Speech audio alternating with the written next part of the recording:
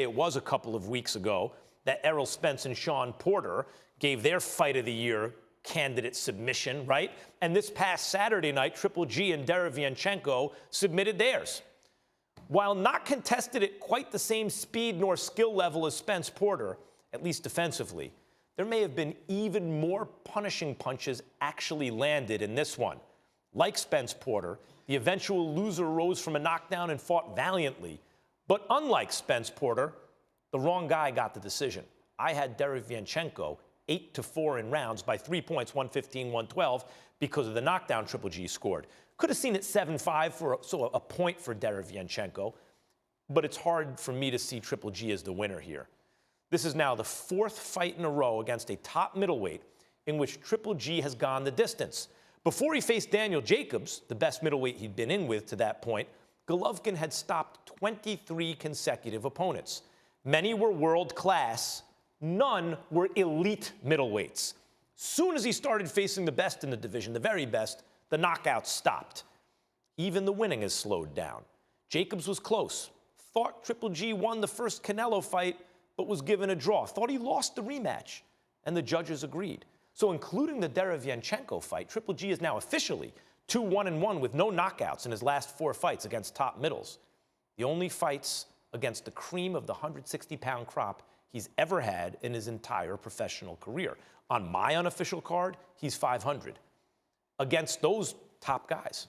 Yes, sandwiched between Canelo and Derevyanchenko, Triple G knocked out Steve Rolls, who was undefeated but not considered on this level. But even Rolls seemed to have an easy time landing his own big shots. And that was always the question about Triple G. Did he look like the boogeyman because he was fighting inferior opposition, and as soon as he stepped up, he got exposed? Or was it simply a shame that he couldn't land big fights when he was in his prime, and that by the time he did land those big fights, he was framed as overrated because by then he was too old to show what he could have really done once upon a time? The most unsatisfying, but probably most sensible answer is it's some of both. I've been accused of shilling for Triple G when I was at HBO. Never did. Thought he was the best value for your entertainment dollar in the entire world back then. But I never had him as the best pound-for-pound fighter. I don't think I even ever had him as high as number 3. He hadn't proved it yet. But I admit, I suspected, when given the chance, he'd make a good case. Not as good a case as Floyd Mayweather or Manny Pacquiao or Andre Ward, but better than, say, Canelo, who I expected him to beat convincingly. Looking back, he never did prove it.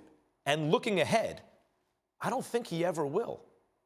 Nevertheless, Gennadiy Golovkin is still an excellent, if aging, fighter, still makes terrific fights, and is in a weight neighborhood that offers some excellent opponents, provided Team Triple G is willing to get in there with them, those top opponents, and not simply wait for a third Canelo fight that may never come. Thanks for watching ESPN on YouTube. For more sports highlights and analysis, be sure to download the ESPN app. And for live streaming sports and premium content, subscribe to ESPN+.